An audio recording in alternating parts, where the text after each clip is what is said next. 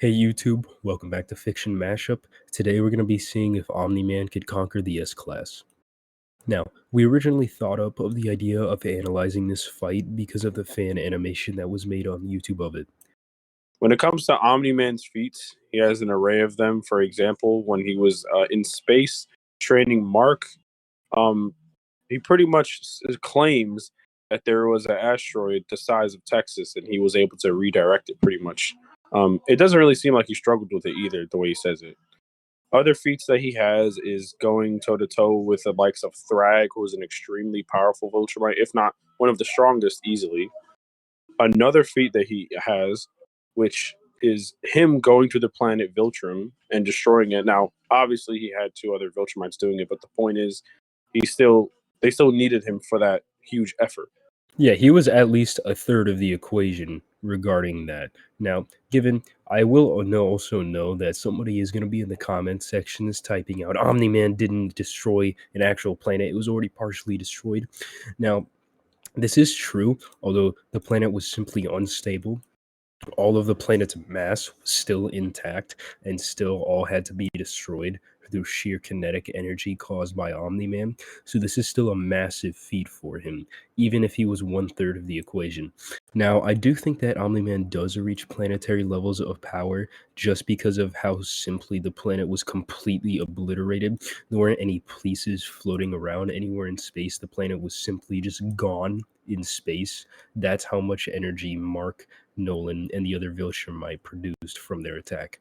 So it's pretty safe to say that Omni Man has at least planetary levels of power.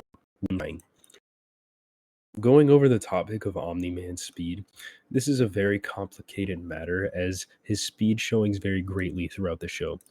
Of this would be Omni Man getting tagged by a simple laser beam shot from one of Cecil's guns in season 1 of the Invincible series, all the way to crossing an entire galaxy's distance in a mere 2 weeks.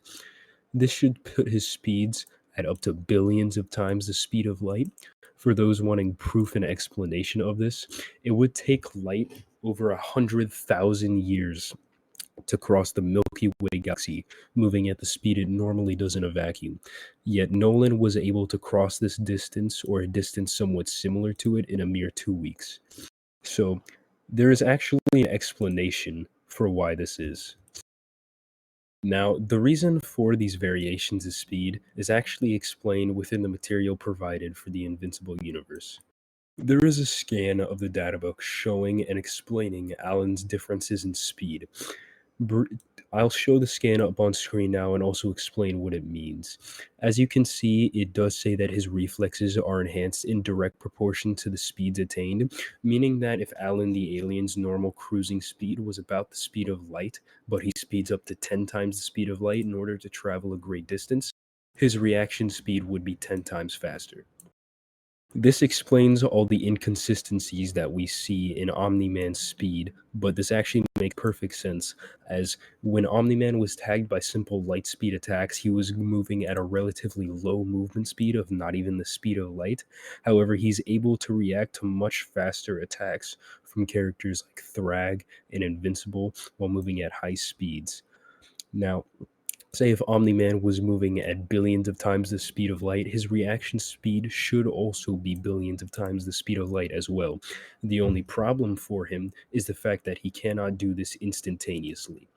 If you were to think of Superman from DC Comics and how that he does have the fastest movement speed out of anybody in the Justice League besides Flash, that is true, but he does need to speed up to that speed in order to attain it. You can think of the same thing for Omni-Man in this sense. Going over his general attributes, he does have nearly limitless stamina, high resistance to heat, and cold as well. It's been stated that he's been able to resist heat all the way up to 6,000 degrees Fahrenheit without his skin even blistering. Now, they also have extremely great endurance, as shown in the Mark versus Thrag fight, where they were able to fight on the surface of a star to the point where their skin had burned completely off of their body and still keep fighting.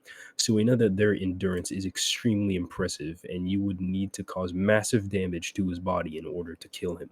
While his endurance is very impressive, Viltrumites do also have weaknesses that can be exploited, the most notable of which being their inner ear. As anybody who has watched Invincible undoubtedly knows, emitting a certain frequency noise will discombobulate a Viltrumite and temporarily get rid of their ability to fly, making them extremely vulnerable and sometimes even weaker. So now moving on to the S-Class heroes. So for the S-Class heroes, we're going to be using the strongest heroes, as Omni Man would pretty much just one-shot the weaker ones. So we have Flashy Flash.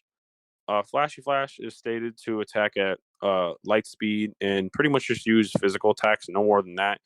Just imagine Speed Sonic, but much stronger and faster. That's literally who Flashy Flash is.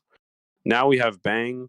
Bang is a well-known martial artist, and one of his abilities is that he can use his opponent's force against them defensively. So, for example, if you're slightly stronger than him and you like punch him, he can use that same punch against you. So he'll use your own power against yourself. He can also he has light speed reaction, and he can fight at light speeds pretty casually, as he went up against Monster Garou. Monster Garou, the same character that is faster than Flashy Flash. Now we move on to Tatsumaki. Tatsumaki is pretty simple. She's an Esper that uses telekinesis on anything. She scales to other S-Class heroes who are also light speed. She can create energy barriers and energy-based attacks. She was also able to contort all of City Z with her telekinesis powers. Uh, by the way, City Z is literally the size of a country, so that's it's pretty huge. And now we move on to Blast. Now, Blast pretty much has the biggest chance against Omni Man, as he was stated to be the strongest S-Class hero. And not only that, it was also stated that he can literally solo all the S-Class at once. Blast casually outsped Flashy Flash to the point where Flashy Flash couldn't even see Blast appear behind him through sheer speed, literally. He can also create multiple portals at the same time and seal them together to trap anyone inside. Can use Gravity Knuckle to increase the force of his punches to the point where it could damage Cosmic Garou. And another thing he can do is, let's say, for example, like in the manga panels, there was this part where Cosmic Garou was throwing these super fast punches. Now, obviously, these super fast punches could either heavily damage and possibly kill Blast, but what Blast did is that he used these portals to constantly evade the punches, and then even use Garou's punches against himself by using like his portal ability. So overall, the point of this video is obviously to see who would win. There are two very big scenarios. Well, the one scenario is that if the S class plays it smart, they can definitely beat Omni Man. And how they would do it is basically, first of all, not underestimate him, know that he's a massive threat, and just do everything in their power to stop him before Omni Man gets serious. Now, the other way that Omni Man could win, well, actually, now the way Omni Man could win is this. So all he has to do is imagine like a bloodlust Omni Man. He basically flies so fast that he keeps accelerating to the point where his speed just surpasses all of them, and he just goes through all of them like an instant. Obviously, as Cheeto said before, he can go to millions, if not even billions, the speed of light, which literally casually surpasses all of the S class speed together. So yeah, that's pretty much how it would go. There's two scenarios. Omni Man could win if he's extremely angry or just wants to get it over with, or the S class could win if they play it smart and they don't underestimate him. So yeah, that's pretty much the video. Don't forget to like, subscribe, share the video, and yeah, we'll see you in another What If battle. Peace.